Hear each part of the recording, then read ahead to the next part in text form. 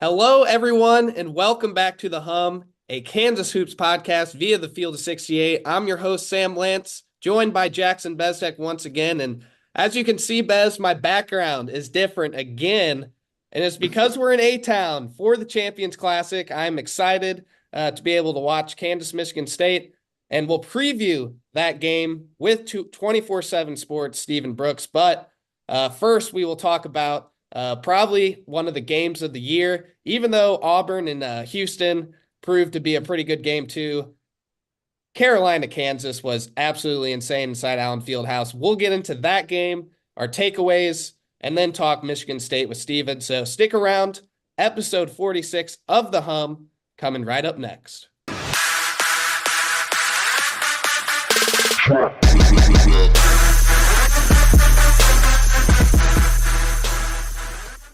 Welcome back, everybody, to The Hum. And first things first, let's talk about what I am tabbing the game of the year so far. I know that Auburn-Houston was a great game too, but this one was Carolina-Kansas. It was special. Kansas ends up winning 92 to 89 in this game. Zeke Mayo led the way scoring-wise, but I want to start here, Bez. How awesome was that Allen Fieldhouse environment? From you watching it on TV, I was there, but just how awesome was that environment? I had my speakers cranked up all the way on me and my roommate's 85-inch TV. So I felt like I experienced enough there. Why is this the first time stuff like this happens? This game should happen every single year, not specifically Carolina at Kansas, but Blue Bloods playing at Blue Bloods. Yep. Champions Classic is great. We love it. It's four incredible teams with a bunch of NBA guys in one arena, and that's why it's cool. But this is cool because Kansas, I mean, we're talking about it constantly on the broadcast. Kansas has never been to Chapel Hill. That was North Second Carolina's time they first played time. at each other's buildings. Only the second time. That's mind-boggling to me. First time in like 60 years. Like this has got to happen much more often with other Duke, Michigan State, as we'll talk about later. I mean, Houston and Auburn just played, but that's a new. How awesome is that game if it's at actual Houston's campus, right? Yeah. That game's on another level. But I agree with you. I think this is going to be. I think this is the game of the year. I don't see how this gets topped. Just the spectacle of everything, just the amount of hype around it, and it completely delivering.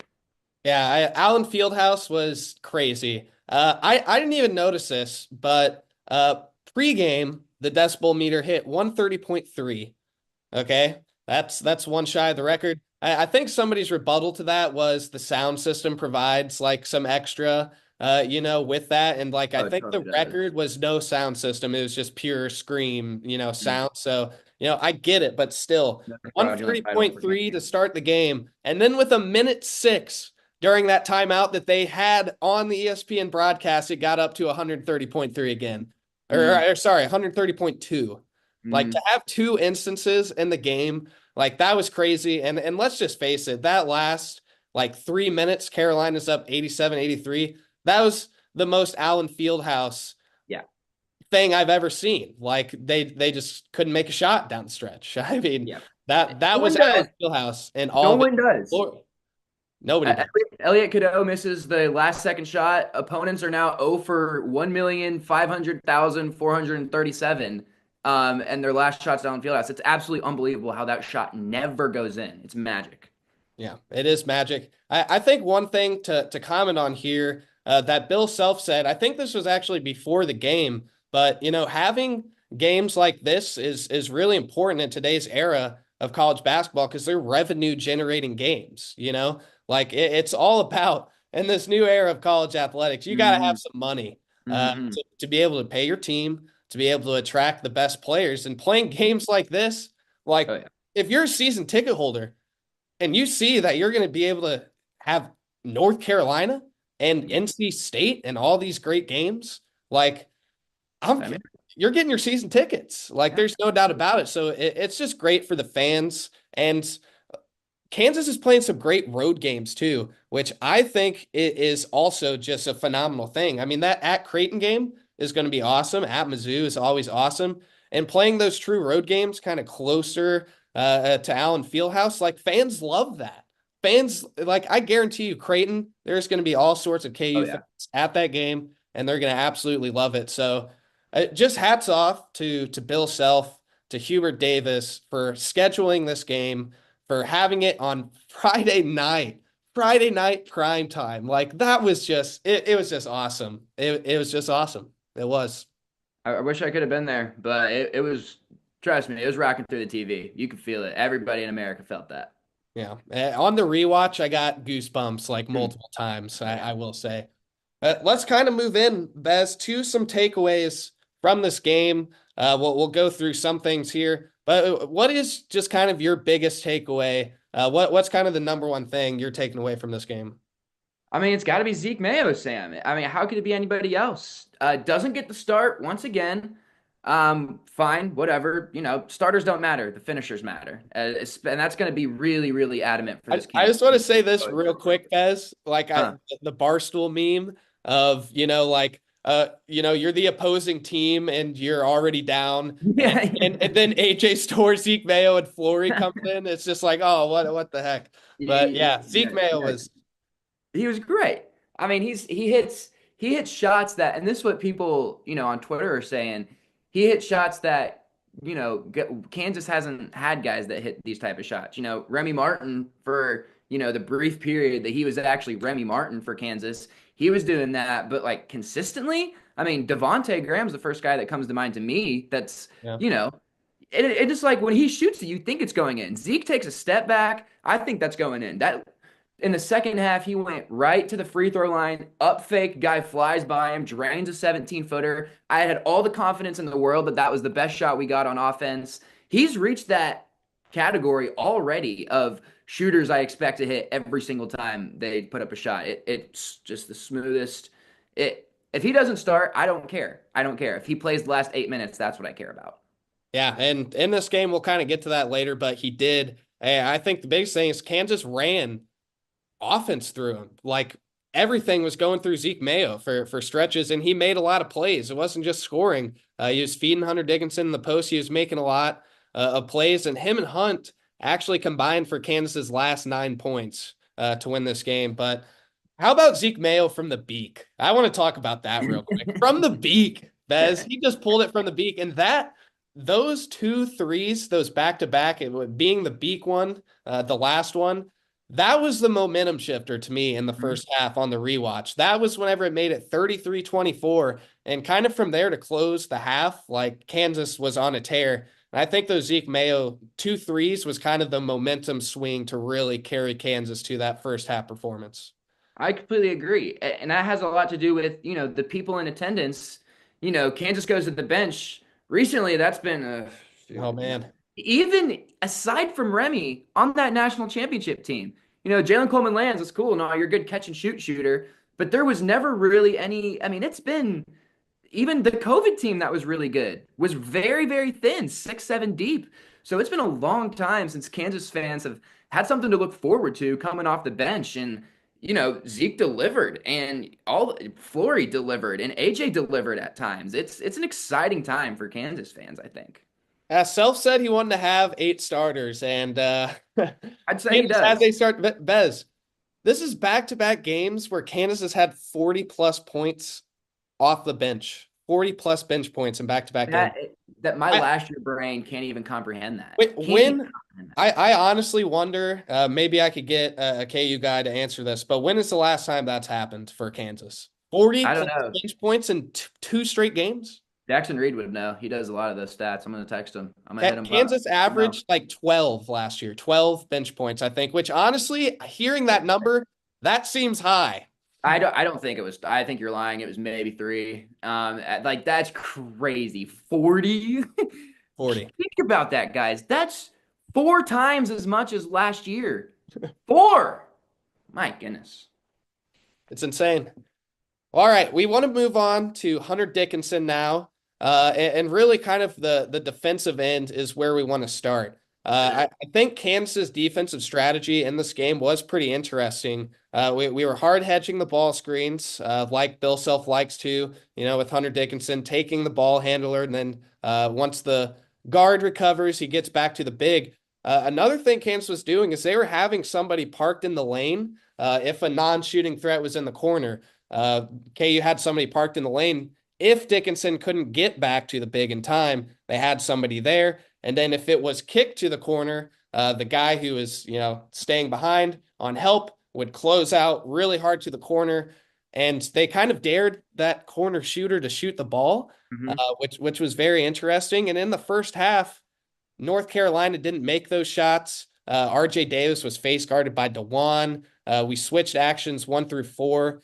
I thought that the first half defensively was really great, and it's because Dickinson, he kind of really was good in some of those situations. I think the first half there's maybe 2 to 3 half court defensive mistakes on the rewatch. Like there's 2 to 3 of them. And Hunter Dickinson, they did a good job of executing the game plan.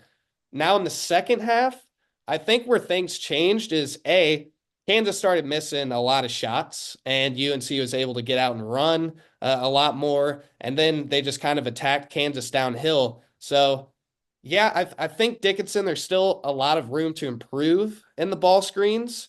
But I think overall, Kansas was pretty good defensively here in this game. I mean, you look at Carolina was stuck at 89 points the last 2 minutes of the game.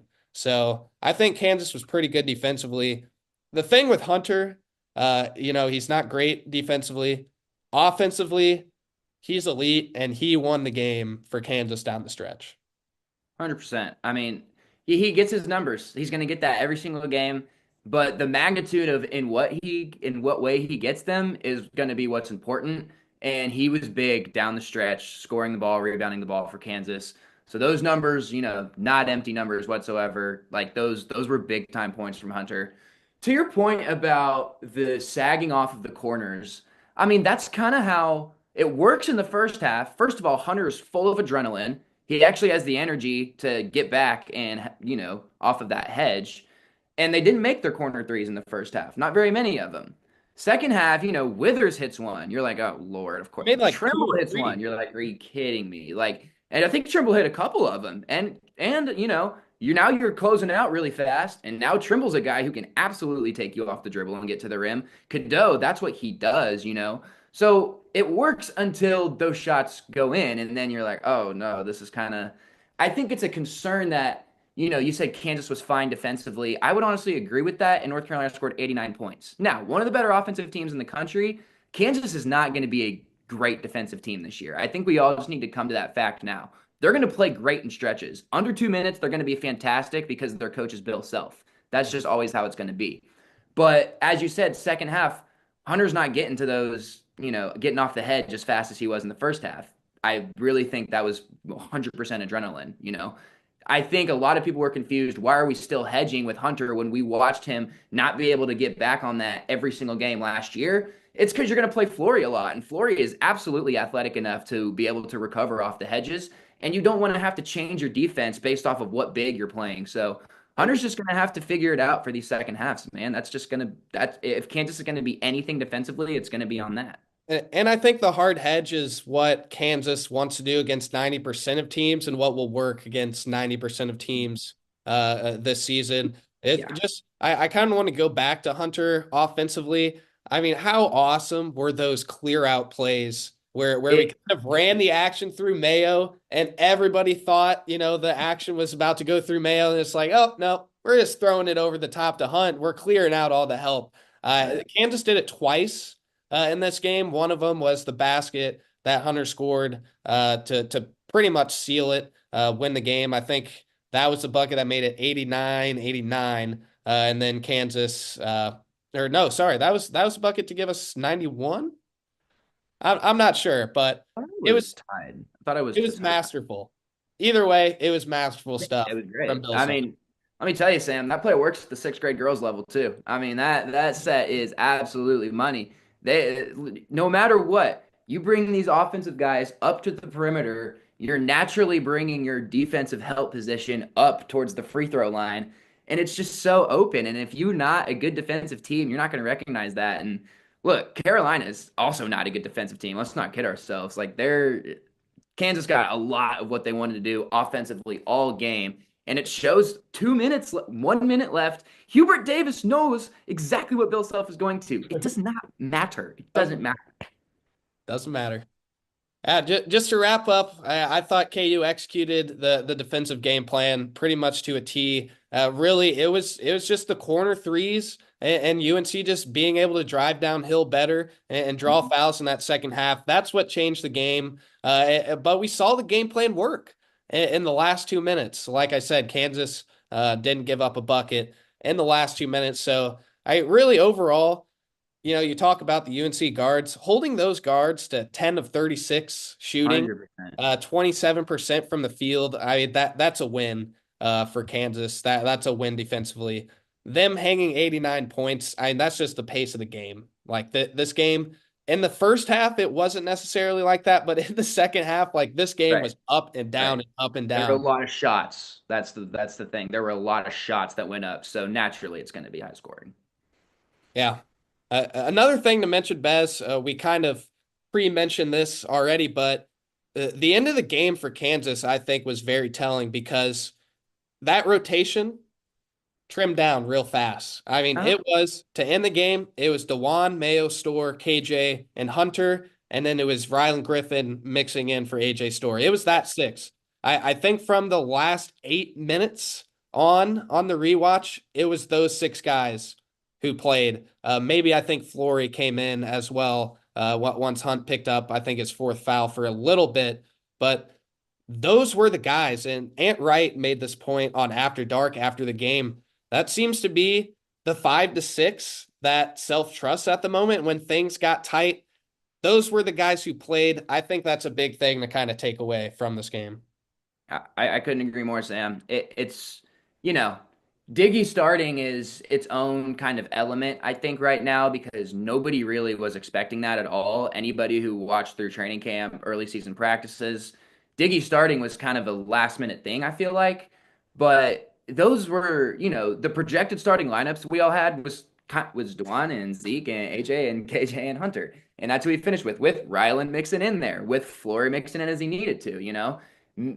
Shaquille Moore coming in. I don't know how that really switches things up. Don't What either. that does for Diggy, what that could maybe do for AJ on a rough night. It's going to be DeJuan and Hunter and KJ no matter what. No matter what, those are going to be the guys he's going to trust the most because those are his three guys right And now. and Zeke. Zeke is in there. Zeke is edging his way in there, but if Zeke is 1 for 9 and looks like a basket case, Zeke's not going to be in. That's going to be Rylan or that's going to be AJ.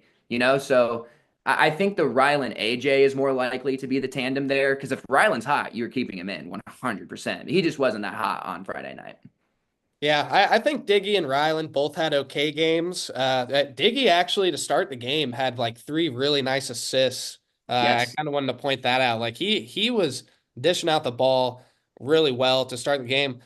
What do you think things will look like, Bez, against Michigan State? Do we like the Zeke Store combo off the bench? Like, do we think just keep it and see if Yeah. that's what works, I'm I think honestly totally bringing fine with those it. two off the bench is kind of spooky.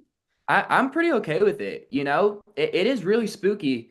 Just the important part is you get them, their minutes. Like, no matter what, I firmly believe Zeke and AJ should get more minutes than Diggy every single game at this point from what we've No doubt. seen. No doubt. That's no slouch to Diggy at all. And Diggy is good enough to start for Kansas basketball.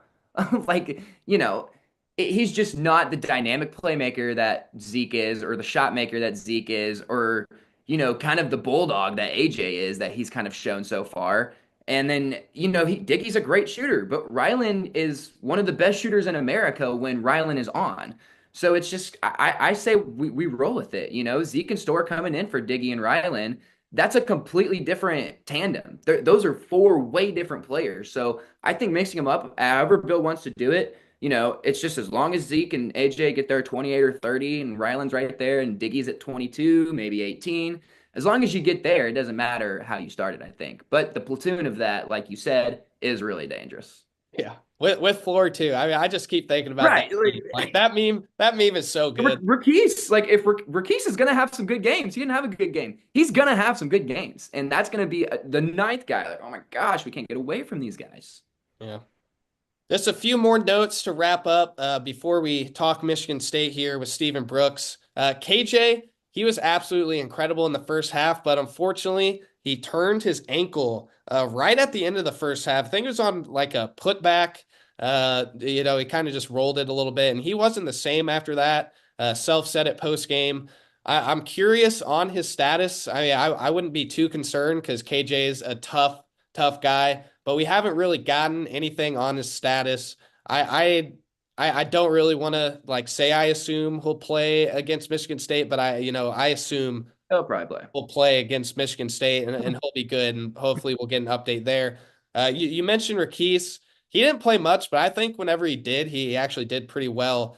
He got KU kind of that extra possession, being aggressive on the offensive Bears, man. glass, Yep. forcing it out on Carolina. I thought that was good to see out of Rakis from the time that he was in the game. And then to wrap up, we got to talk about DeJuan's dunk. I mean, that was awesome.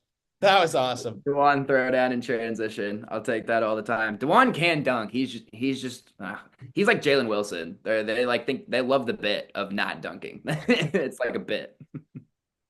Well, he sure threw that one down and sent Allen Fieldhouse into a frenzy, and that was a pretty big momentum shifting play as well in that second half. There you have it, folks. Kansas defeats UNC 92-89 inside Allen Fieldhouse. Game of the year. Hunter Dickinson 20 and 10.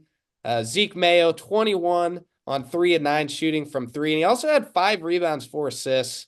You got KJ Adams in double figures as well with 14, all in the first half.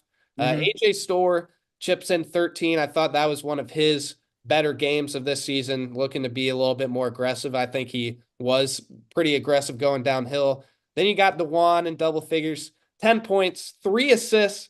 I was really hoping DeJuan would move into that top 3 of KU all time in assists this game, but we'll probably have to save that for Michigan State. He needs one more to move into the top 3 all time. And then Flory, just really quick on him, 8 points, 8 rebounds. And then there's one play early in the game where Flory kind of got lost on his ball screen defense, and Self went to the bench and put Hunter right back in. Whatever Bill Self said to Flory whenever he returned to the bench must have rang great in his head, because he was awesome the rest of the game after that and really provided Kansas with a spark off the bench. So there you have it, y'all. Quick UNC recap. Thank you guys for sticking with us. We will be with Stephen Brooks after this message to preview Michigan State Champions Classic battle on Tuesday. Stay with us, y'all.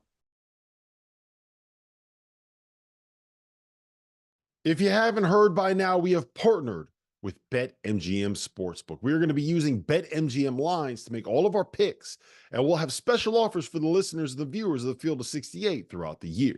If you haven't signed up for BetMGM yet, you can use bonus code FIELD, and you will get up to a $1,500 first bet offer on your first wager with BetMGM. The best part, all you need to do is deposit and bet $10 of your own hard-earned money to be eligible. Here's how you make it work. Download the BetMGM app and sign up using that bonus code FIELD. Deposit at least $10 and place your first wager on any game, and you will receive up to $1,500 in bonus bets if your bet loses. Just make sure that you use that bonus code FIELD when you sign up.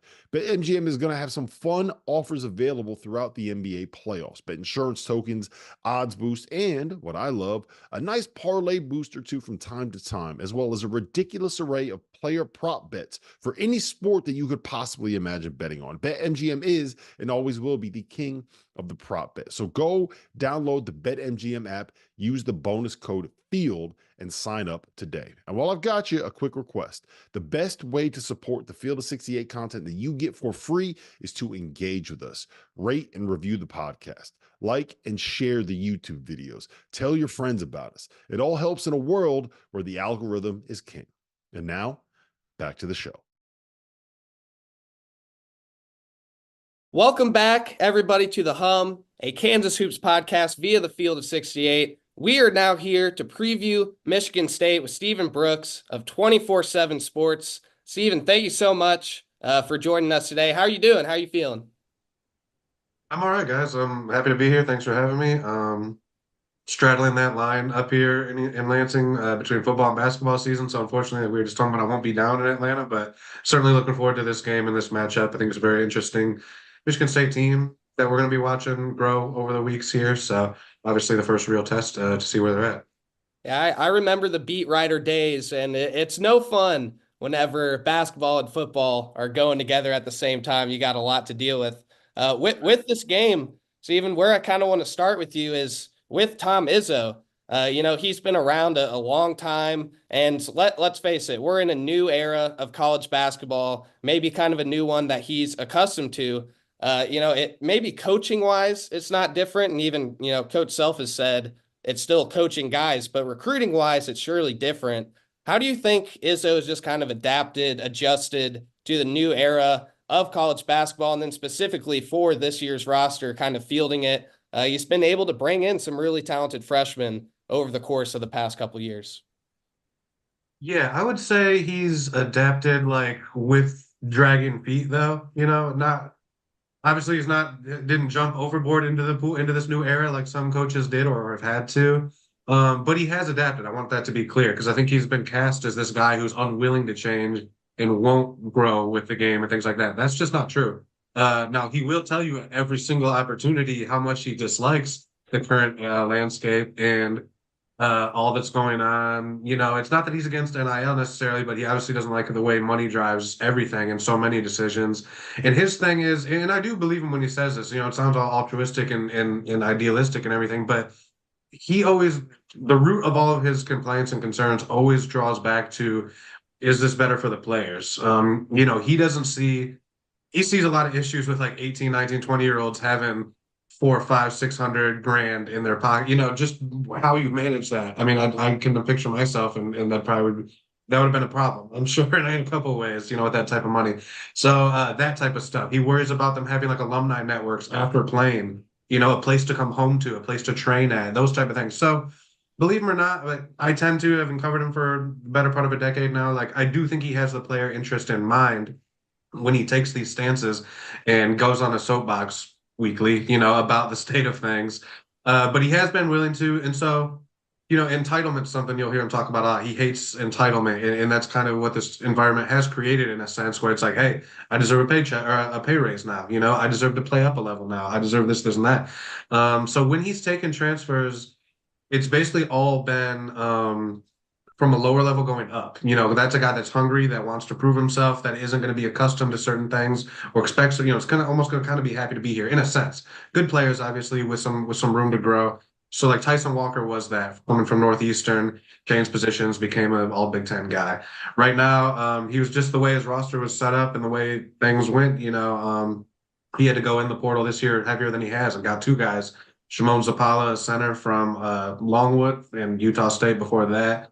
Again, going up a level, a guy who wants to prove some things. And Frankie Fiddler, who was a 20-point a game guy at Omaha, obviously going up, a couple levels there, basically. So that's been the thing, begrudgingly he has adapted and done it, but he's critically concerned about maintaining his program's culture and his locker room. So that's part of the equation. That's part of why they tend to look at the lower levels and not be, they were never going to go get like a Hunter Dickinson or, and some of the guys Indiana gets, or Illinois or something like that, like guys that were already at Power 5 levels and maybe just wanted a bigger paycheck, that type of thing. So I know I'm rambling here. I know we have more to get to, but that's kind of the gist of it. So he has done it when he's needed to, and he will continue to do it. And he says that, and he's acted on that. So he gets painted a certain way, but obviously he prefers to build it the old traditional way. He wants to invest in guys.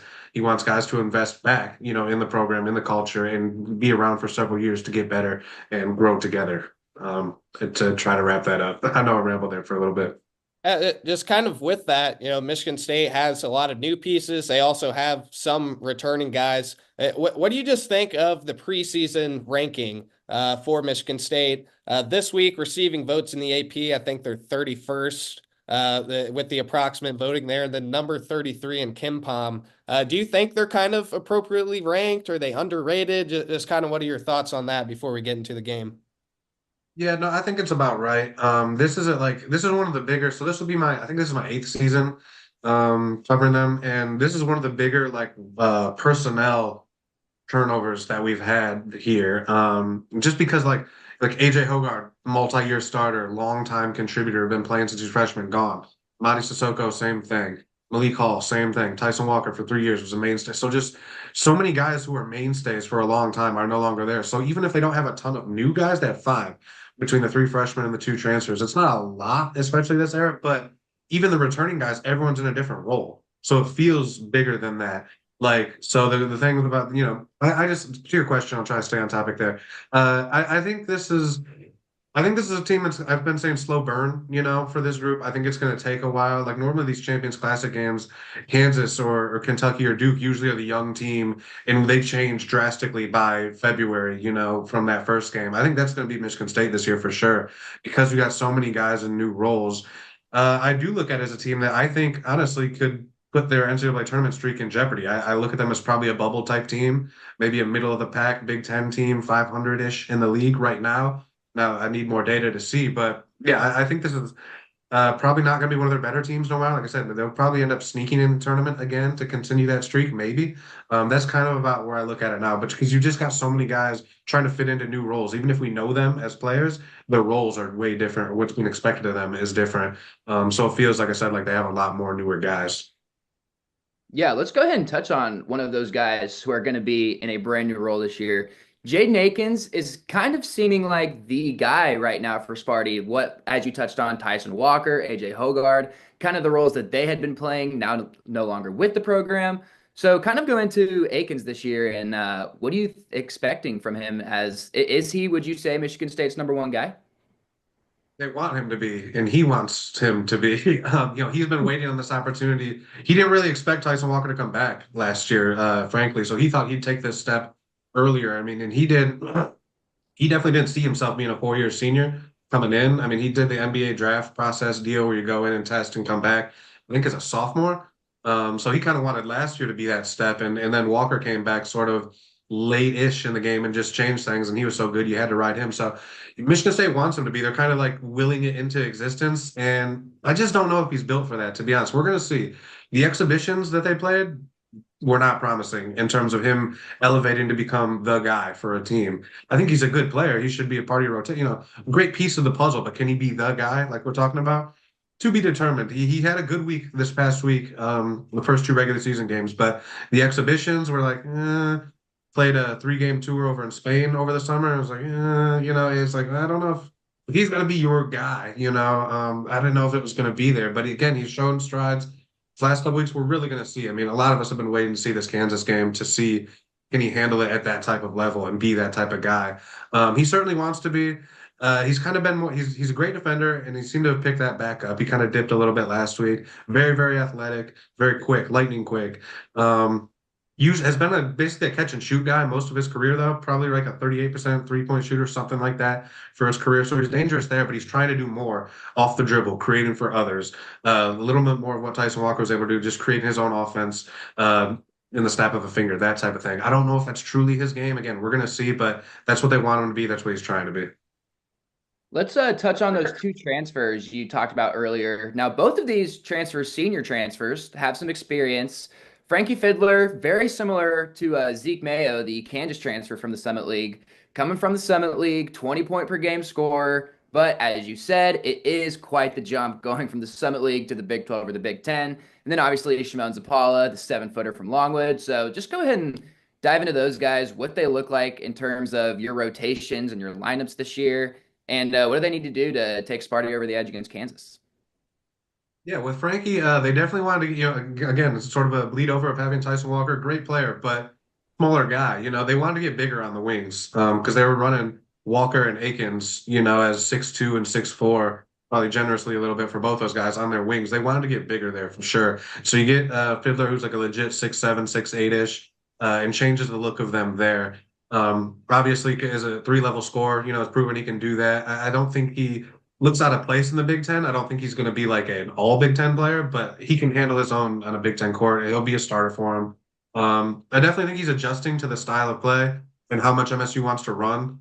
He's absolutely adjusting to how much more defensive intensity he's being asked to bring, and he can't slack off there. They're just not going to allow that, and so I think that's been a bit of an adjustment that we'll continue to see and monitor. Like I said, the playing with pace, but we've seen his 3-level scoring. We've seen some of his offensive, game there and whatnot. The big thing with him and that they really like is he shot like 7.7 free throws. I want to say it was a game last year. And MSU just as a team has not gotten to the line as much as Tom Izzo wants the last couple of years. So we've already seen that. He'll do some of the NBA draw contact, real overtly type of stuff and get a shot up and get to the line. So I think that's something that'll help him. So yeah, they're counting on him. He hasn't shot it super well yet, but neither have MSU as a team. So they're just counting on him to be a big piece of the offense, and they're hoping he can at least become a serviceable defender there. With Zapala, the center position has been just a weak point since Xavier Tillman left, basically before the pandemic. It's just the guys they had, weren't developing. And again, Izzo was probably a little stubborn there. Probably should have went to the portal probably at least a year earlier.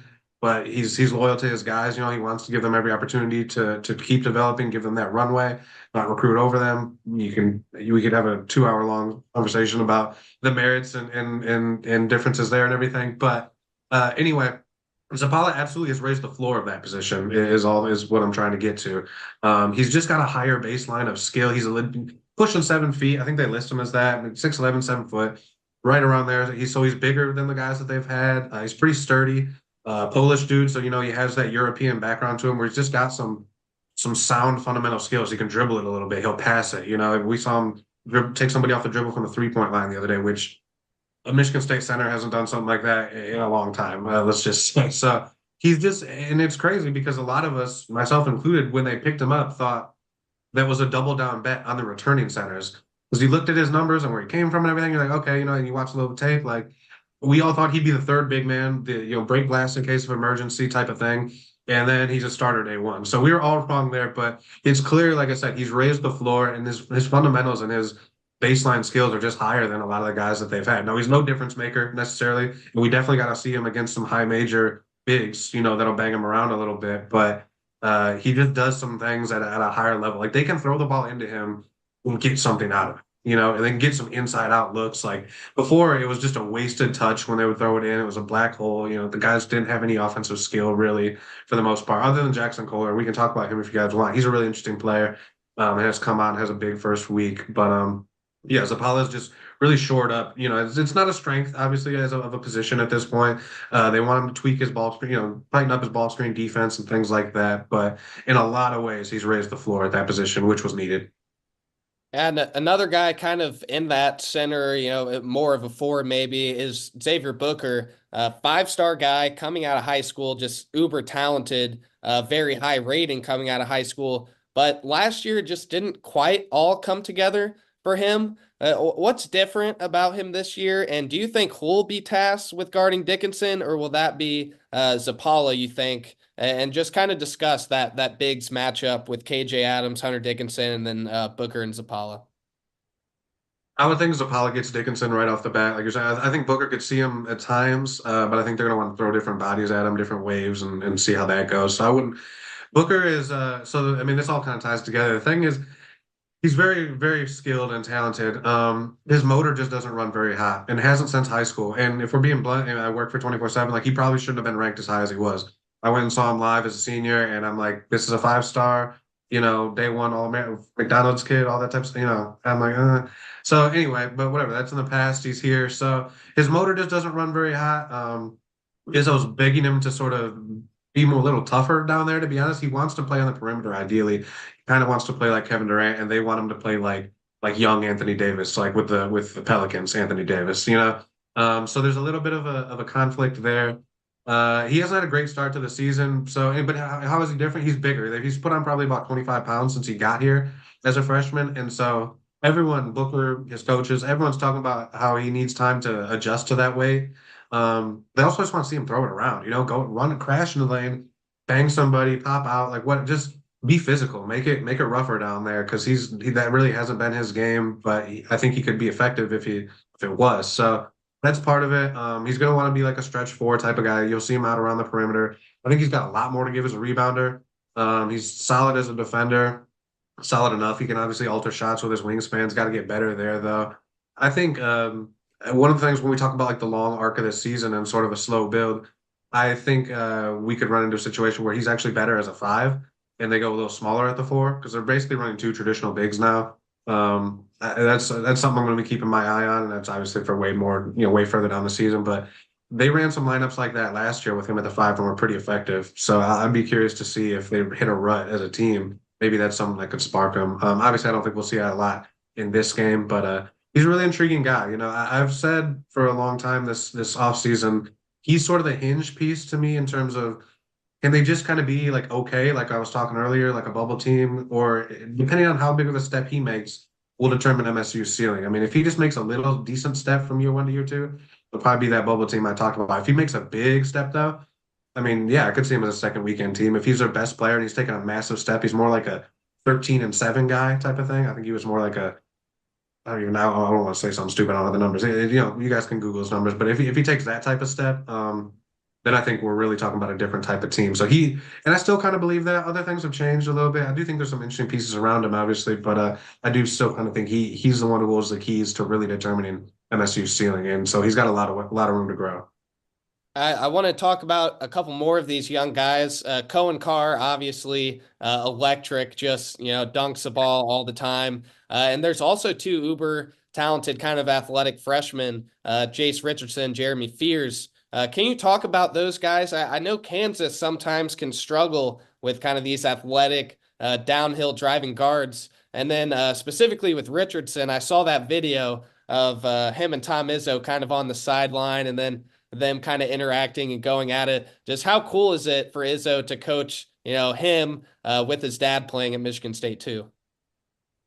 Yeah, I think he likes it a lot. Again, that's what he's all about, this culture, this family. They have this thing called Grind Week every summer in like September where all their pros come back. So Draymond, Xavier Tillman, uh, Kalen Lucas, Denzel Valentine, like anybody from the last like 15 years who's still playing overseas, NBA, whatever. Then even older guys, Steve Smith, Magic will come back. Like their culture is pretty remarkable to be honest. And so as is he acknowledges he's winding down. He's made multiple mentions that this isn't his last year, but anyway, he really wants to protect that type of stuff. I'm sorry, I'm getting off topic there. It's funny you mentioned that with Richardson because I think that's the only time so far I've seen him like raise his voice at Jace because otherwise it's always very calm and cordial. And that's not how a lot of freshmen get it. They usually get it much differently. But it reminds me of when Max Christie was here. He never yelled at Max Christie, which is when he gets a star coming out of high school, they do get kid gloves a little bit. He wouldn't admit it, but it's true. But it's in Richardson obviously wasn't that, but he kind of gets them too. But we used to say with Max is like Max always does the right thing. Like, what am I supposed to yell at him about? And I think that's what Richardson is.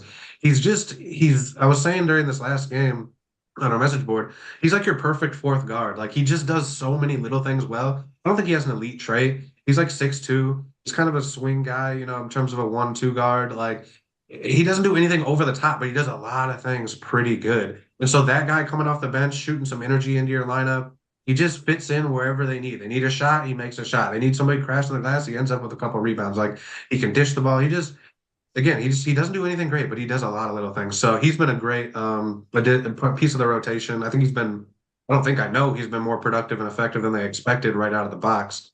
Jeremy Fears, you said, their point guard, he took a red shirt last year. He got shot in the leg around Christmas last year and ended up getting the red shirt for that. He's come back. He's basically back. I think there's like fractions of a percent, maybe you could say, where he's still not all the way, but for all intents and purposes, he's there. I think maybe lateral quickness is something that we're still kind of monitoring in terms of whether there be any lingering effects, but pace up and down the floor, running the offense and stuff, you really don't notice it to me. He's just so anyway, he's a Tom Izzo freaking point guard. Like he is tough as nails. He will be the smack talker. He brings the edge and the toughness and the physicality at that position. He sort of demands it of his teammates. Like he's just a true dog. Like I think he's got a lot of characteristics that Izzo, like if he was making a point guard in a lab, and we all know that's his baby of a position. Jeremy Fears has a lot of those, just competitive, tough, it's a dog mindset, willing to scrap and get in there and just do those dirty things, not dirty plays, obviously dirty work, that type of stuff. So the future's really bright, I think, for him. I think, and AJ Hogard was an effective player at times, but him and Izzo, just personality wise, kind of flash at times, and even as a senior, didn't really see eye to eye. When usually by the time they get to their senior year, they're of the same mind. There's simpatico there and everything. I think Fears is going to be. I think they're already kind of there, almost in some ways. Like I think he's going to be a really good player for a while. Still young. And who was the other one you mentioned? I'm sorry. There was Cohen Carr. Cohen, yeah. Highlight reel. Every minute. Basically type thing. You guys see the dunks. Like it's insane. So he's really trying to become more than that. And I think he's showing that. His handle is a little tighter this year. I mean, that's really all he was last year, was just a lob catching guy. They'd play offense, they'd sag off of him, at the 3-point line, everything. He was just an okay defender. I thought he could be pretty good with his build and his athleticism. I do think he's getting better there. Splitting him between the 3 and the 4. A lot of us in the media seem to think that if they would go slower at the 4 and play him there, like I said, with a Booker or whoever else, name your center, have Carr as your 4s, a little smaller, more agile type of look. I think that's something that we could see more as the season goes on, because I just think that's going to end up being their best combo. But he's just an energy guy now. Like he's a true energy guy. He's doing more things. He's a rebounder now. He's defending better now. He'll take a couple jumpers. The jumper's still a big problem. It still needs a ton of work. He's probably just never going to be some dead eye shooter, but he's making impactful plays on the floor, all kinds of ways, both ends of the floor. So he's using that athleticism in more ways than just Instagram reels and stuff like that now. So it's become a really interesting piece of things. You could even argue he's maybe one of their most important players. Like he just comes in and gets stuff done, at least in this early showing. You touched on one of these guys earlier, Steven, Jackson Kohler. I mean, this team, along with Trey Holloman, Carson Cooper, kind of the guys we haven't really talked about. But it seems like Izzo's, at least at this point, kind of going 10 deep. And, just kind of talk about the rest of these guys and just the bench and the just overall depth of Michigan State. Do you think that'll be a thing for this entire season, maybe up until conference play? I think so, because one of the things that Izzo was talking about over the summer a lot, he kept saying, even literally like until the week before the regular season started, was like, we're not seeing much separation between the guys, which you can read both ways. Obviously, you maybe got a ton of really good guys. Maybe no one's really stepping up. You could go either way on that. But he kept saying that even from early in the summer when we talked to him, he'd say, yeah, we want to start seeing some separation. And then August and September, not really seeing any separation. So I do think they'll continue to go about 10 deep regularly. You mentioned Jackson Kohler. He's a really interesting player. They're playing him at the 4 now. Again, with sort of a traditional 2 big look. Again, I don't know how long that's going to stick around, but we'll see. He is a guy that you guys both look pretty young, but I'm sure you'll get there. Like he has all these 80s post moves, like Kevin McHale type of stuff. The stuff you haven't seen in a long time. Up and unders, pivots, reverse pivots, like all kinds of just textbook crafty, like straight out of a video game type of post moves that guys just don't learn or do anymore.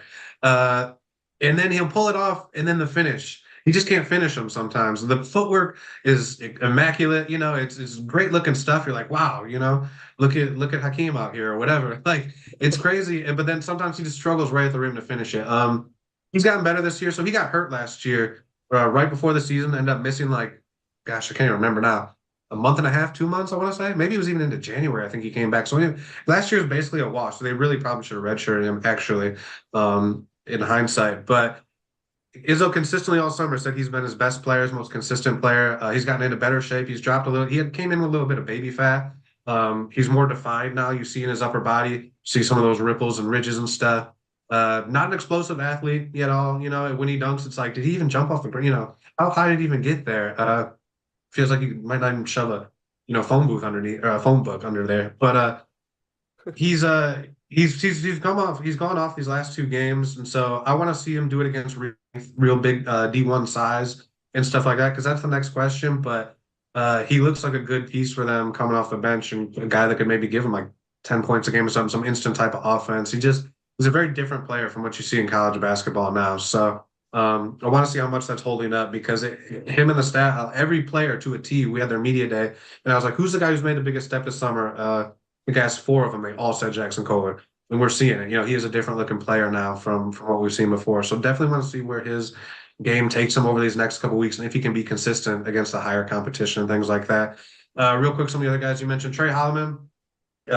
Last year was came in as a point guard, was a kid who had D1 football offers as a DB. So very athletic, long wingspan, for whatever he is, like 6'4", I want to say, something like that, but very long wingspan, really good defender. Just a good player. Can play point guard or off the ball. shifted off the ball last year, with Fierce coming in as a true freshman, and then did a little bit, back as a backup point guard when Fierce was out. But he's kind of doing that again this year. He's kind of their backup too. Will play some point guard as well. Just can fit anywhere in the backcourt. Great competitor, great leader, one of their captains. He'll come up. He really improved as a shooter last year. When he was mostly playing off the ball. Like I said, he's been a good defender and run the team. So he's just a really, really good player. I call him their MVP. I just think he's that valuable because he can play 20 minutes at the point for you, and he can go get you, 12 points off the ball, something like that. He'll be one of their better perimeter defenders. He just does a lot of things that they need, and they trust him. He could absolutely start. It's not like he's not good enough type of thing. It's just they love him and Jackson Kohler specifically, and Carr trying to come in as a trio at their first sub. They like Holloman and Kohler as some instant offense coming off the bench. So really important piece there. I'm trying to think of who else we might not have talked about. Kurtang's a freshman. He's playing like 2 minutes a half, maybe. He's a 10th guy. Kind of a spot-up shooter guy. Has a nice mid-range game, but a freshman, so you're not really counting on a ton from him. I'm trying to think if there's anybody else. I think it's the last guy who really. Oh, okay.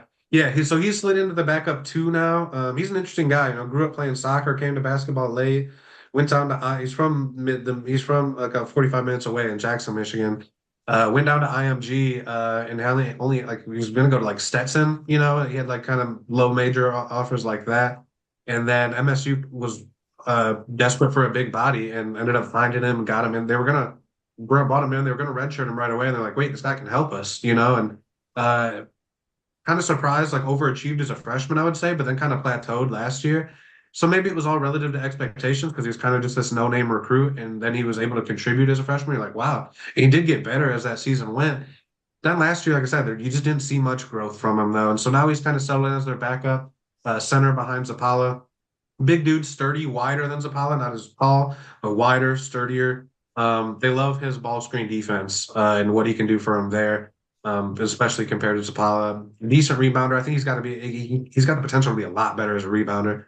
Decent little shooting touch by the rim. He can get you a turnaround or something. You're not going to like feed him, and run offense through him, but he can do a little bit. So kind of your standard backup center, They definitely, I think, want to get more rebounding out of him, though. That's probably the one thing. He ends up with, he'll end up playing these games sometimes like 18 minutes or something, end up with 2 rebounds, and that's not good enough. They definitely want to see more from him. Sounds like KJ Adams for Kansas. Yeah, so that's kind of where they're at, and that's kind of the roster. And so, like I said, I don't think I don't expect them to win this game. I'm going to be more curious about where this team ends up in like January, February, because all those new play and all those guys in new roles. It's going to take some time to figure this stuff out. Give us a score prediction real quick. What do you think? It doesn't have to be exact, but just kind of point spread area where you think that they match up against Kansas on November 12th. Right. What is the point spread, by the way? Do you guys know that? I haven't even looked at that up. I don't know if BetMGM has given out the line yet for that. Okay. So give me something like Kansas, I'll say like 77, Michigan State like 63. Something like that. So what was that? Was that 14 points? Good number. Kind of gets away from MSU late there or something like that. They have not been good in these early big games, really, for the most part. Now, they're usually not the better team objectively. But, and again, this year specifically, they didn't come in ranked. So they were picked 5th in the Big Ten, 4th, maybe 4th or 5th, I want to say. And even for me, like I said, that's probably a little bit high. I guess I got to see the rest of the Big Ten and where we're looking at there. But, yeah, I don't think this is one of the great Michigan State teams. Maybe it can develop into something formidable again late in the Big Ten season and becomes a team that's interesting and dangerous a little bit in March. Maybe. I think that's the hope. But right now, I just think they have so much to figure out. They're relying on, Richardson's playing some pretty big minutes as a freshman. Spears is coming off a gunshot wound where he only played 11 games last year. He only has 2 games under his belt this season, obviously. So it's a little bit of a reintegration factor with him. And most of those other guys I mentioned are either in bigger or different roles again. So very curious to see what they become, but I don't think it's going to be MSU's night on Tuesday. You said 77-62? Is that what it was? 63. Give me 63. 77-63. All right, I'm going a little bit higher scoring. I'm gonna go 84 70. I'll go 84-70. 84-70. Okay. I like that. I think I'm 77. shooting from the hip here, for your listeners. I'm shooting from the hip. I have not thought about this. Don't hold me to this Hey, with any so are account. we. So are we. Okay, all right, all right. I like Our high last 70s. I guess. like high 70s. What was that, Bez? I just said I like the high 70s for Kansas. I don't think they can put up 90 again. And Michigan State's better defensively against North Carolina. Weird arena in Atlanta. Shooting optics are strange. Think if it turns into a dogfight, I think it could be a single-digit game. Yeah, Yeah, I yeah, agree. I I can see agree. it. Our Michigan last State's gonna need guess. somebody to play like at a and just pop off like way above their head. Probably, I would say if they're gonna win, of course, or make it that tight. I just don't see that right now. Yeah. Our last guest, Brendan Marks, was pretty spot on with his score prediction. I think he was like 88, 84 Kansas in the UNC Kansas game that ended 92-89. So let's see if Steven can All come right. close and be back to back, just nailing the score prediction here for our guests. Well, thank you, Steven, for coming on, going through Michigan State for us. I'm sure the Kansas fans will be happy to kind of hear about them. And you gave Michigan State fans a lot of great stuff here today, too. So thank you again for joining us here on the Hum. I appreciate you, Steven. You got it. And real quick before I go, I don't think I mentioned this at all. 3-point shooting is a bit of a concern for Michigan State. Haven't shot it super well early on in these first two, so that's something to watch Tuesday night for sure. Well, sounds good, Steven. Thank you very much, my man. We will You be got it. back here on the Hum after a quick break for the under 4 timeout. Just very, very quick recruiting tidbit with Bryson Tiller postponing his decision. We'll talk about that really fast after the break. There is no sport in America that is more difficult to follow than college basketball. It can be overwhelming. That's where the Field of 68 Daily comes into play. The Daily is your go-to source for injury updates, recruiting news, and transfer portal additions that actually matter. For just $50 a year, get access to the same information that your favorite team's coaching staff is subscribed for. Quality content can be hard to find in the college basketball space. The Daily is here to help you with that. Welcome back, y'all. Just want to do the under 4 really fast here. Some interesting stuff going down on the Kansas recruiting front. Bryson Tiller was set to make his decision today, but that has been pushed back. I don't believe there has been a reported rescheduling for that. That's a top Kansas target at Overtime Elite. And Samus Calderon is another Overtime Elite guy that Kansas is pursuing that we could be expecting a commitment from soon. Good thing, Bez. I'm in Atlanta. Guess where I'm going to go these next 2 days? I bet you're going to go to Overtime Elite. Dude, I'm going to go to Overtime Elite.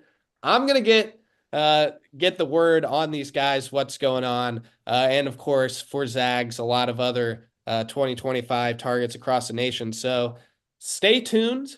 We will have some updates on those guys, what's going on the Kansas recruiting front. So stay tuned there. That's all we have for you guys today. Thanks for joining us. I know this episode's a little bit on the longer side, but we really wanted to get in depth on North Carolina and Michigan State. Middle of two massive games. I mean, come Yeah. on, two massive games. In the middle of the year, right at the beginning of the year, Beginning of right the at the year. beginning It's a of November. blessing. It's awesome.